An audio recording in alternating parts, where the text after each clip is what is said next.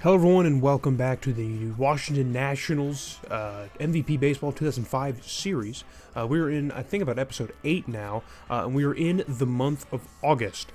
So if you can see, we've gotten off to a very hot start in the month of August. We're here 5-2. We're going to take a look at this Astros series in Houston. I just wanted to kind of spotlight an opponent that's not necessarily in the division, just another National League opponent. And I figured also a road series too, not just a bunch of home series. So I decided to focus on this series here with the Astros, in which we have already lost the first game here. Going to see if we can't even things out in the series here quickly in this game before we get into the rest of the month. So in the Pettit, we're here. We're going to try and do any kind of damage against him and the Astros. The first game was a low-scoring affair. Astros pitching really did some damage here, but Andy Pettit here is going to get the first spotlight here in the bottom of the sixth. It's still a scoreless game, and Pettit's going to line a single up the middle to center fielder Andy Chavez, and he's going to get to first base safely, and that's going to bring up the big Astros hitter, Jeff Bagwell,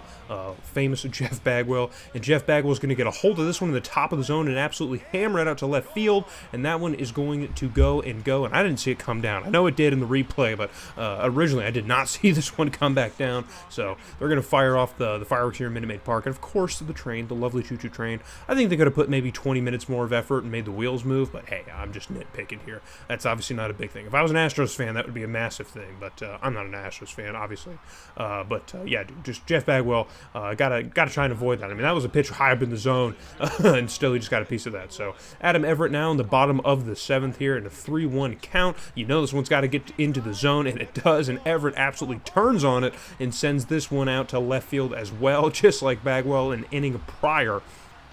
And now the Astros have kind of opened this one up. It was just a solo shot, but still a 2-0 lead seemed insurmountable this far into the game. And now a 3-0 lead is definitely going to make things a little bit more interesting here as we move ahead in this game. Our offense is kind of being silenced by the Astros pitching staff. It's been that way so far in this last game and a half. But Nick Johnson now, our first baseman, hammer first baseman, who's injured in the first part of the year here. But in the top of the eighth here, he's going to give us a surge as he takes a pitch inside and turns on it and sends it deep out to right field, 357 feet. I mean, that was a pitch that you thought maybe would have been jammed up like pop out or something. I mean, just look how inside his pitch is, and he just absolutely crushes it and sends it out to right field. So far, any and all offense in this game here, in game 2 of this series, has come from home runs, as funny as that is. So Craig Biggio now, the lead-off hitter for the Astros in the bottom of the 8th here, already in an 0-1 count, and he is going to get a piece of this one, and it's just going to fly and get out of here in a hurry, just scrape the wall and get out to left field. So the Astros are absolutely handing out souvenirs to that part of the ballpark, man. 3 straight home runs to that side of the park, and we just can't seem to avoid all the power that exists in this Astros lineup. I can't remember the rankings-wise. You might have seen it in that first screen. I don't think it shows them, but I'm pretty sure the Astros rankings aren't all that good. I mean, they're not very good either. I think they're kind of sitting in the mix of the NL Central. But so Tremel Sledge is gonna pinch it here in the top of the 9th here in a full count, and he's gonna send a comebacker up the middle, and the pitcher cannot get a hold of it, and so Tremel Sledge is going to get to first base. And I will talk about it later on in the video in the recap of the month. But Tremel Sledge has really carved out a nice role for himself as a pinch hitter. And now Jamie Carroll is going to sub in at shortstop. And Tremel Sledge is going to try and steal second, and he's going to get thrown out. So we try to get pretty ambitious here in the top of the 9th. Need to get some offense going here. With potentially 2 runs, but we're going to try and send Tremel Sledge here to get to second base here, try and help us out, and that one does not work out. So in a 1-1 count now, sent the other way, it's going to be another base hit, so our rally here in the 9th is not done, and we're going to stretch it for 2, and that's going to be in there safe. So Jamie Carroll gets on base, and now Jose Guillen is going to swing and miss at that slider inside. It was a hanging slider in the zone, not over the heart of the plate here, but it was a little bit inside, and Guillen didn't look like he was all that comfortable trying to swing at it. So Vinny Castilla is going to step up to the plate here. He's 0 for 2 with 2 walks, and he's going to get intentionally walked. So it's his 3rd walk of the game. So he's getting on base, man, really up in that OBP, but not the average. So Brad Wilkerson is going to step up to bat now. with 2 runs potentially on the base path, and he's going to line this one out to third base, and the relay to first is in time, and that is going to end our game here in Houston and lose us the series. So, as unfortunate as that is here, we're going to cut back in now to the rest of the video where we recap the entire month of August now. So,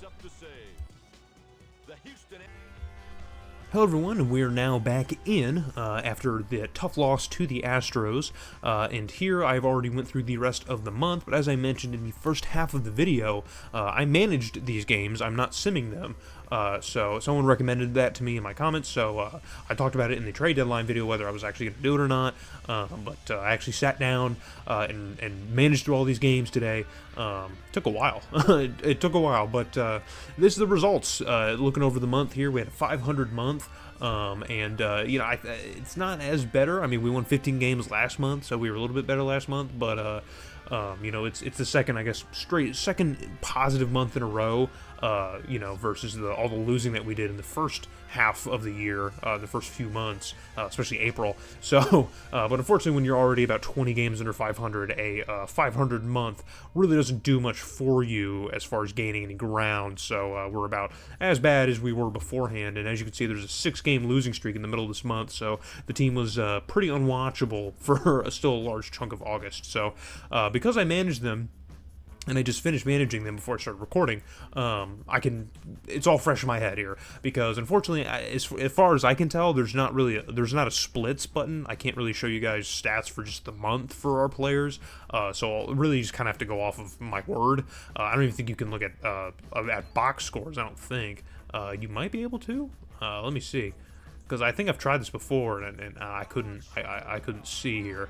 No, I can give you the line score, but that's about it. So, yeah, I can't give you the box score, unfortunately. So I wish I could, but because I'd go back and I try to create some stats out of things. But the tale of this month, man. From managing and watching these games firsthand and really just kind of paying attention to at-bats and pitching performances, I can really boil down the issues of this team to like 2 or 3 major things. The first biggest one is high leverage reliever. This team does not have one, and that is a humongous thing. You'll see a lot of close games here. Yeah, a lot of close games, and these games where the offense doesn't show up and the pitching does. I mean, it's just like, you know, true 500 ball was being played in August, honestly, but there were a lot of games in which we did not, there was no high leverage guy I could just go to and count on the game being won. It just wasn't going to happen. The biggest one is here, the last game of the losing streak, the last loss of the losing streak against the Mets. That game was 9-2 at one point. We were up 9-2 at one point in this ball game, and we lost 12-11 in extras. So, I mean, just to give you an idea of how this month kind of went. But yeah, there really is no high leverage reliever in this game, on this team. I'll go through the arms that I kind of switched around and what roles I used them, because I was trying to manage the pitching staff like a modern day one, because I mean, this is still back in the 2000s where you could rely on your starter to probably go 7 or 8 innings pretty consistently, but because of how bad our rotation is, we can't do that. So I had to rely on our bullpen quite a bit this month, and as you can see, the results are kind of muddling.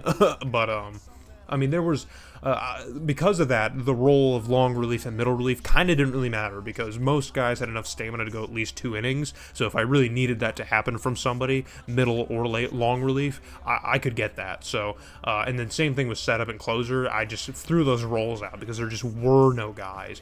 And maybe if I paid attention a little bit more to matchups, you know, like handedness, maybe it would have went a little bit better. But honestly, dude, just with how bad the team is in general, I didn't think it really mattered. So we'll go over the month overview now. So we start off the season, start off the month on a tear, on a 5-1 tear. We beat the Dodgers, and then we swept the Padres. That was definitely a highlight. I was buzzing after this. And this 8-7 win, I had a few wins this month where I managed my way to them. This 10-9 win right here is another one of them, right? I managed my way to it. I pinched it when I should have, and just went with a certain reliever when I should have, and it worked out cool. And I was like, this is going to be all right. But we got off to a hot start in August, and then we lose this series to the Astros. The offense really did not show up for the first 2 games here. They must have missed the flight to Houston, so that sucks. But it happens. We lose a lot. And then we bounce back by winning the series in Denver against the Rockies. High scoring because it's Denver. And then we went on this 6-game losing streak where we lost. We got swept by the Phillies in Philly and then went to New York and lost 2 of 3. Really putting a statement win on the end of that losing streak with 7-0. We're not having that. We're going to take it lying down. Just quick fact. This is the 5th shutout victory that we've pitched all season. And if you can see, just looking at the rest of the month, there are 4 shutout victories in this month, which almost matches the shutout total for the entire season.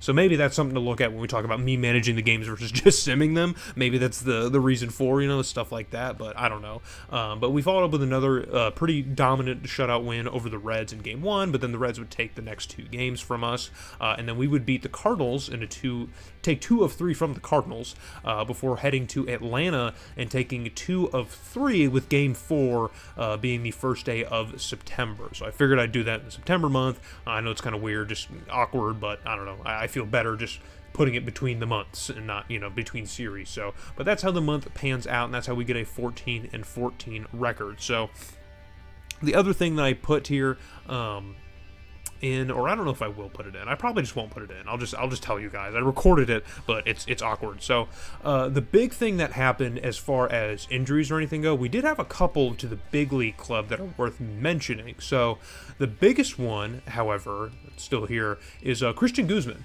Christian Guzman got injured at the beginning of the month. It wasn't like the beginning, but it was towards the beginning. Like I think the 2nd or 3rd series, I think.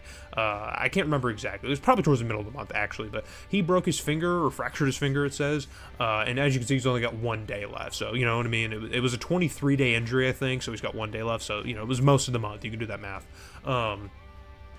But he started off the season pretty rough. I believe during that Padres series, he really struggled, even though we swept them. But yeah, he really struggled, but still kind of bounced back and forth between like low 290s and 300 average. So he's still hitting fairly well, and so not having him at shortstop has been kind of a big hole here. And I will show you who we used to replace him. And then of course, I think it's Joey Eiskin. I think he suffered a hernia while on the mound. I think he got through like 1 batter and then got a hernia, and so he's done for the season. He's out. So that's just, he's done. He wasn't pitching all that great, so it's not like a huge loss, but still. So the replacement for Christian Guzman was Henry Mateo. I called up Henry Mateo, and he's been kind of an interesting case. So he's kind of been back and forth a little bit. He started off pretty good. He walked, I think, 3 times in his first game with us, and he hit a couple home runs in pretty clutch moments too, and he's still slugging the ball pretty well. I didn't get a picture of his AAA stats before I called him up, so I could flash that on the screen. But he was slugging over 500. Like his slug was over 500, and I think his OBP was also either high 3s or low 4s. So he was, or it was in the 4s. It was definitely in the 4s. So his average wasn't really all that great, but I mean, that's pretty much what he's doing at the big league level, so I can't be super mad about that. I just need him to hold down shortstop. I think the auto fix was going to have, I think Jamie Carroll was going to play shortstop, and I don't like Carroll's numbers enough to really rely on that, even though he does have big league numbers. He could probably play every day for us if we really had to, and Mateo's numbers are still kind of down, but I figured with his speed, he might be a stealing threat, because I really only use Andy Chavez for that. He's really the only guy on the team that's kind of fast enough to rely on that consistently, which, by the way, last time I checked, he had 28 bags, and I'm pretty sure that was 6th or 7th in the National League for stolen bases, so that's, a thing. That's kind of why I have him at leadoff, because I knew he'd get on base at a good clip, and we'd be able to steal a lot, so...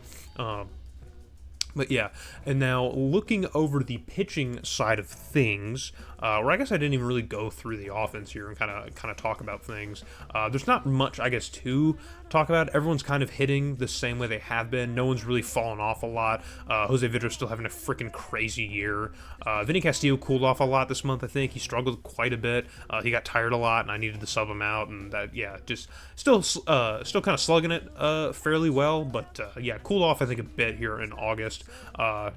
I'm on my DH lineup, but I want to talk about Termal Sledge. He was pretty much my de facto pinch hitter for this entire month, and he did pretty well at it. He's slugging the ball like crazy. I mean, his numbers are good enough to where I'm like, he might need to play every day, but outfield is not an area of need that we really have. Like, between Brad Wilkerson, Jose Guillen, and Endy Chavez, like, all three of those guys are hitting their weight right now, and Termal Sledge, even though his numbers are crazy on the year so far, I think playing him in that kind of like platoon role is kind of kind of the best place for him right now. I don't think we really need to switch him out. If anything, he would take Brad Wilkerson's spot, but Brad Wilkerson's still hitting fairly well, so not bad enough to where it's like, oh, you need to sit. You know what I mean? I'm not going to sit a guy who's hitting 311. You get what I'm saying? Even if the guy I could bench him for is hitting 353, I just feel like if Termal Sledge was an everyday player, those numbers would quickly start to go down. So I like him in the role that we have him in. Nick Johnson also hit pretty well this month. I was really impressed with what he did. Hit a couple home runs, I think. So it was a good month from him. Brad Wilkerson did pretty well too. And of course, we were talking about Mateo and Brian Schneider. I didn't notice a whole lot from him, but his numbers are still pretty great on the year. So maybe he's just getting outweighed by his early performances, because I don't remember a ton him doing a whole lot, but it was fine. And then Gary Bennett also really nothing really of note. He's probably the worst hitter on the team, but he's a backup catcher, so that's fine. You can be the worst hitter on the team as the backup catcher. And then Will Cordero and Jamie Carroll also got some good looks in this past month as pinch hitters, and I subbed them in for some of our infield guys who were tired and stuff, and their numbers are fine. They are what they are. They're around league average, so I'm fine with it. So now let's talk about the pitching, and I'll point this out too. If you guys look here, finally, look at that. Our staff ranking is finally not 30th. We finally, by the end of the month, I got us up to 29th. I couldn't believe it was still as low as it was after the first couple weeks, with how the good performances we had, but finally at the end of the month we got it. But because of the Christian Guzman injury and putting in Mateo, just stat-wise and defensively, our defense has dropped to 26 and our offense is now out of the top 10, so which I still don't think is all that fair. We had some pretty bad performances this month, but I don't think it was anything out of character for where we've been all season long, so it might be a little bit tough. There was a point in about the middle of the month with Livian Hernandez where I was literally considering dropping him. I was so done with him. He had a start, I think his first start of the month actually, he got blown up, dude. I'm talking 6 runs in 2 innings, 2 2/3 innings.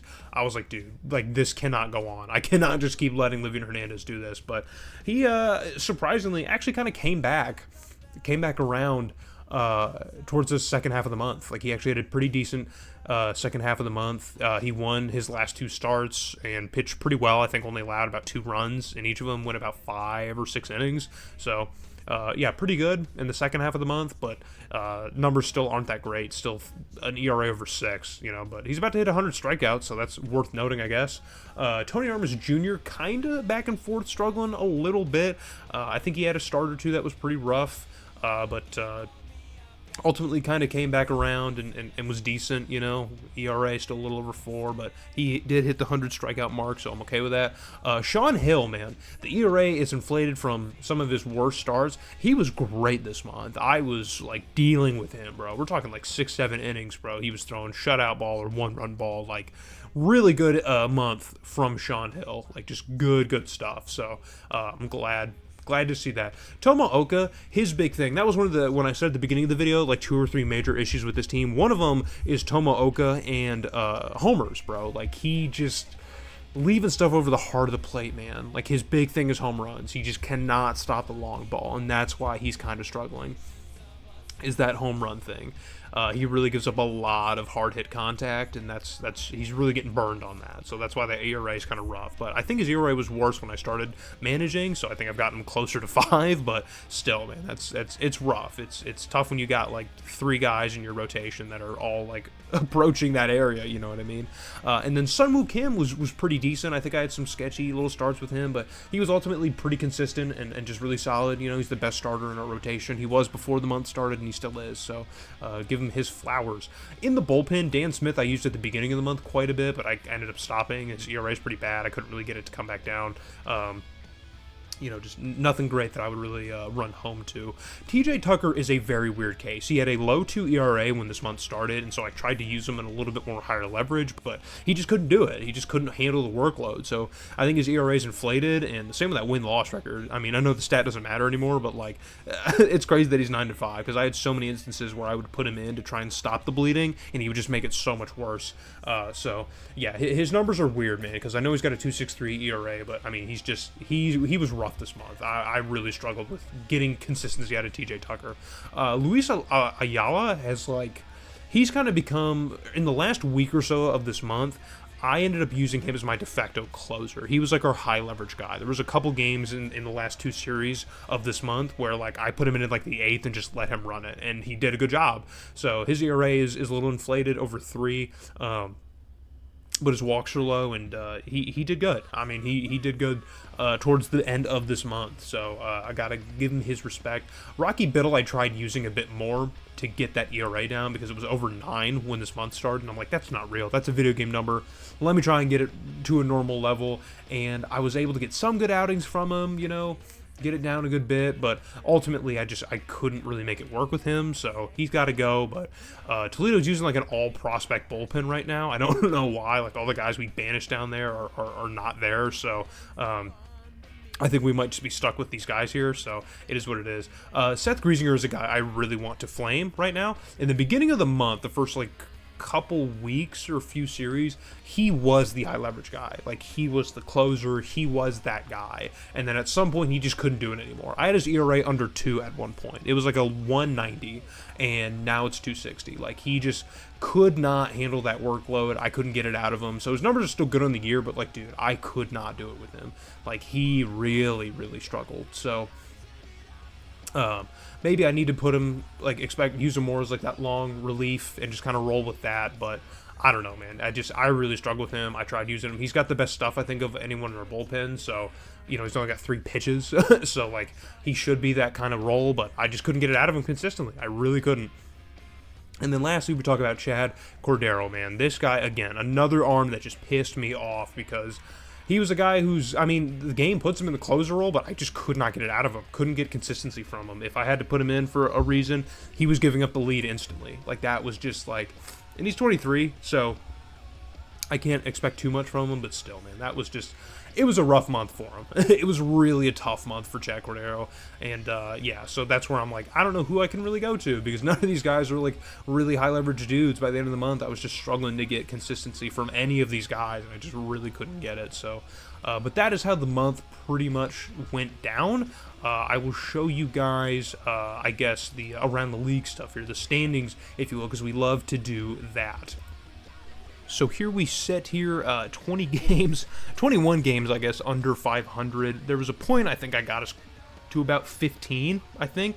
We were 50 and 65, and yeah, that just kind of went away. It just kind of went away. The Phillies are still in the commanding lead of our division. Makes sense, we got swept by them.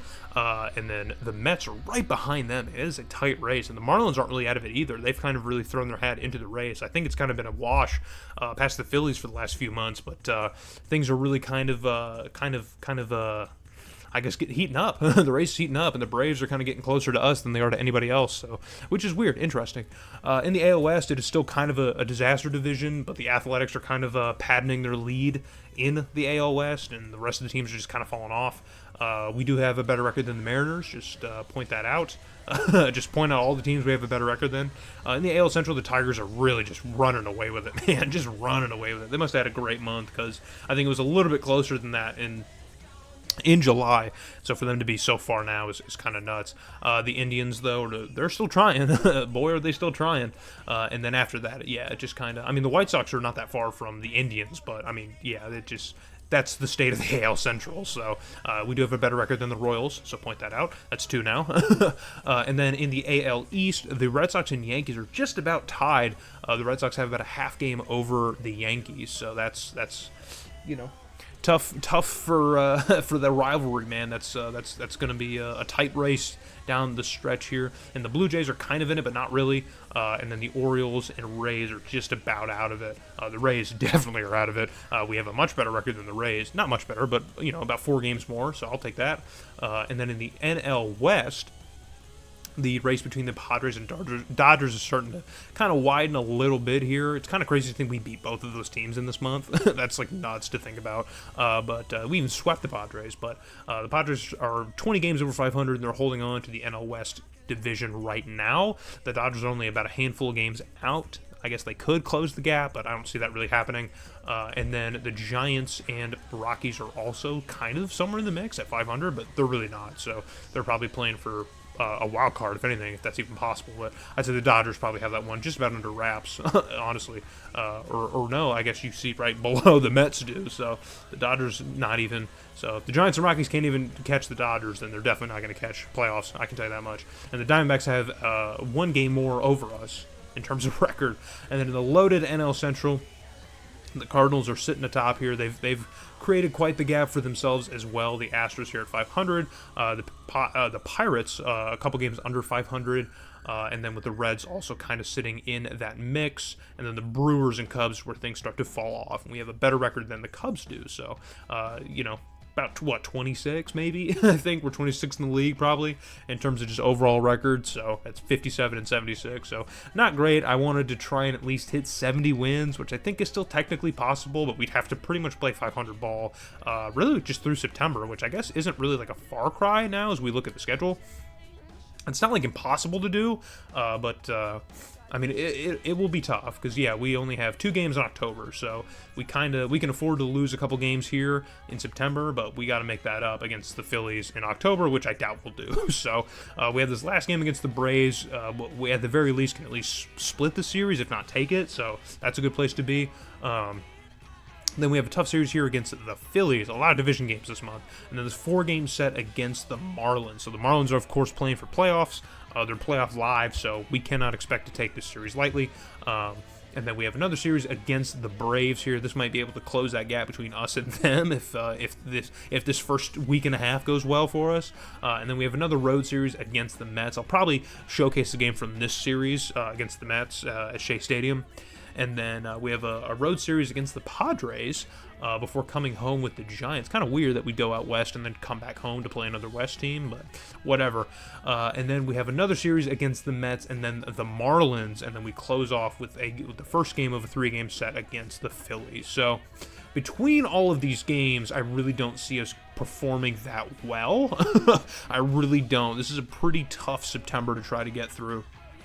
You got the Marlins, I guess technically Giants, and Mets all playing for playoffs right now. The Padres don't necessarily need to play for playoffs, with air quotes I'm using, but it's not like their division's a lock, so they might be able to clinch it by this time. I doubt it. They'd have to win like every game, but so they might be playing to clinch that or get in a better position to do so by this point in the month. So yeah, it's a pretty tough one. The Braves, I guess, are the only easy opponent that we have, but we are the easy opponent for everyone else, so they're probably looking at us and thinking the same exact thing. So that's going to do it for this video, though. Hope you guys enjoyed. It's kind of longer. I thought it'd be quicker because I managed the games. I could just kind of speed roll through them instead of going game by game, but here we are. I love to ramble, you know me. So in the next video, we will get through September, so I hope to see you guys there.